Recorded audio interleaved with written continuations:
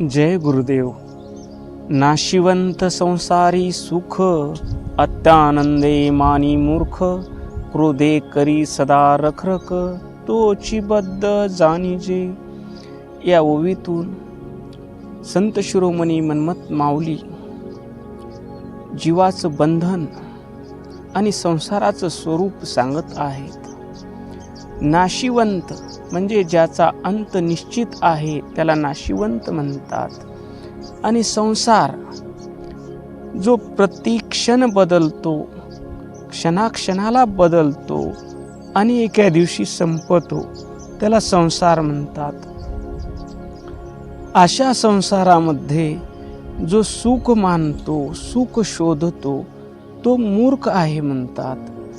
कारण त्याच्या इच्छा पूर्ण न झाल्यामुळे त्याला क्रोध येतो आणि तो रखरख करत उद्विग्न अवस्थेत चिडचिड करत आयुष्य जगतो आणि अशा बंधनातच त्याचा शेवट होतो, असे या ओवीतून माऊलीला सांगायचं आहे. अध्यात्मामध्ये दोन भाग संतानं केलेले आहेत. एक अविनाशी आणि दुसरा विनाशी. आत्मा अविनाशी आहे आणि देह विनाशी आहे. संसार संत कशाला म्हणतात? देहात्म भावना हाची संसार. मी देह आहे ही भावना म्हणजे संसार आहे. आणि या संसाराचा, नाशिवंत आणि बदलणाऱ्या संसाराचा आपल्याला अनुभव येतो. शरीर बाळ असतं, किशोर वयात वाढ होते त्याची, तरुण होतं, वृद्ध होतं आणि म्हातारं होतं आणि एका दिवशी मृत्यू पावतं. ह्या शरीराची अवस्था ही कशी आहे? बदलणारी आहे आणि शेवटी संपणारी आहे. आणि या शरीराला माझं समजणं आणि शरीराच्या संबंधित लोकाला माझं समजणं आणि त्याच्यामध्ये गुरफटून राहणं, याचं नाव संसार म्हणतात. संत म्हणतात, तू आनंद स्वरूप आहेस. तू जो मी आहे, मी बाल, मी तरुण, मी वृद्ध, मी म्हातारा, मी गरीब, मी श्रीमंत, मी काळा, मी गोरा, मी संत, मी महंत, या मीच्या पुढे लावलेल्या सगळ्या उपाध्या जर बाजूला काढलं तर तू शुद्ध मी चैतन्य स्वरूप आहेस. तू आनंद स्वरूप आहेस. तुला जन्मही नाही, मृत्यूही नाही, सुखही नाही, दुःखही नाही. तू द्वंद्वातीत आहेस. पण तू तुझ्या स्वरूपाला विसरलास आणि देहालाच मी समजून बसलास आणि देहरूपी संसार मांडून बसलास आणि संसारातल्या अनित्यतेचा आपण अनुभव घेतो. इथं कोणती वस्तू शाश्वत आहे? प्रत्येक गोष्ट, मृत्यू तर आपण पाहतो, राजेही आले, महाराजेही आले, संतालाही आपला देह सोडावा लागला आणि एके दिवशी आपल्यालाही हा देह सोडावा लागणार आहे. हा देह सोडण्यापूर्वी आपण संतानं सांगितलेलं ज्ञान त्याच्याप्रमाणे आचरण करून खरं सुख कुठं आहे ते शोधलं पाहिजे. आम्हा सुख दिसे संताचे पायी, संत ते अक्षय समाधान. हे जीवा, नाशवंत संसारामध्ये सुख शोधून तू मूर्खपणा सोडून दे. खरं सुख कुठं आहे ते संताच्या चरणात आहे. संताच्या चरणात का सुख आहे? कारण त्यांना अक्षय समाधानाची प्राप्ती झालेली आहे. ज्याला अक्षय समाधानाची प्राप्ती झालेली आहे, अशा संताच्या चरणावर तू तुझं समर्पण कर. तू तुझं मीपण, माझेपणा टाकून दे आणि तू सुखी हो, असं संत उपदेश करतात. कारण तू जे जे माझं माझं म्हणून गोळा केलेला आहे ते ते एका दिवशी तुझ्यापासून निघून जाणार आहे.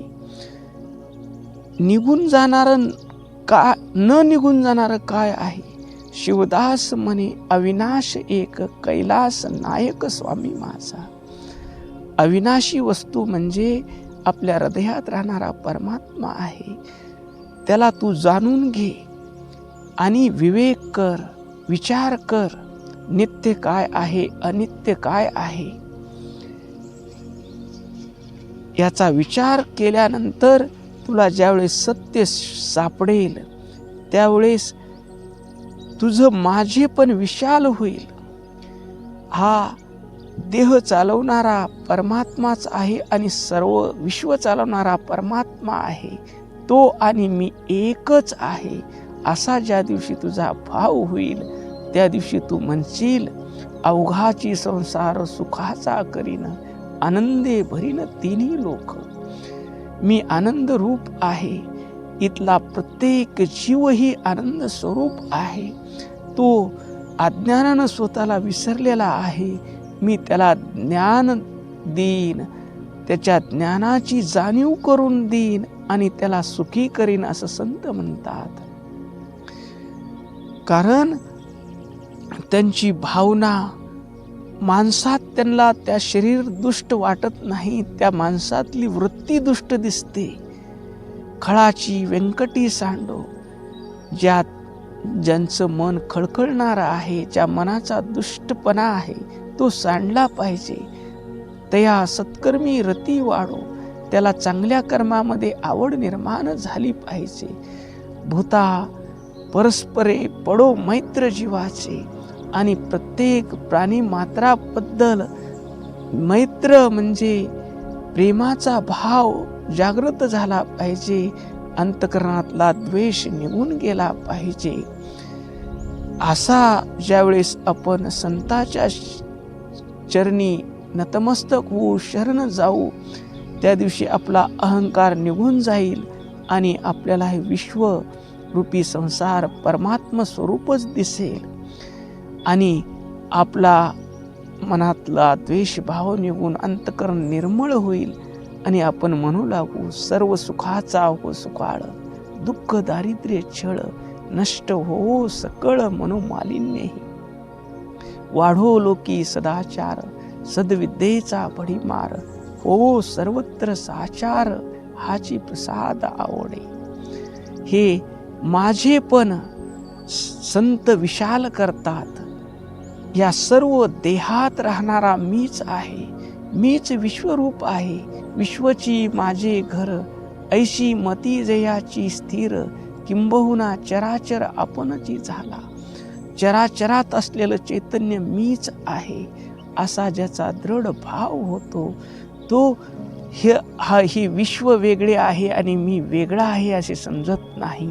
हे विश्वरूपानं नटलेला परमात्मा मीच आहे या भावामध्ये तो हा संसार आणि आपलं जीवन सुख स्वरूप करतो.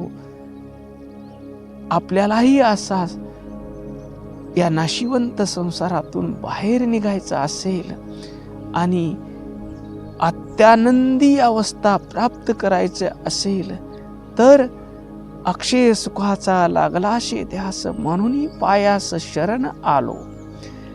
अक्षय सुख जर आपल्याला प्राप्त करून घ्यायचं असेल तर सद्गुरूच्या चरणी आपला अहंकार ठेवून द्यावा आणि सर्व चराचर रूपानं नटलेले माझे सद्गुरूच आहेत आणि त्या देहाचे करते करविते सद्गुरूच आहेत असा भाव ठेवून आनंदानं जीवन जगावं आणि शाश्वत सुखाची प्राप्ती करून घ्यावी.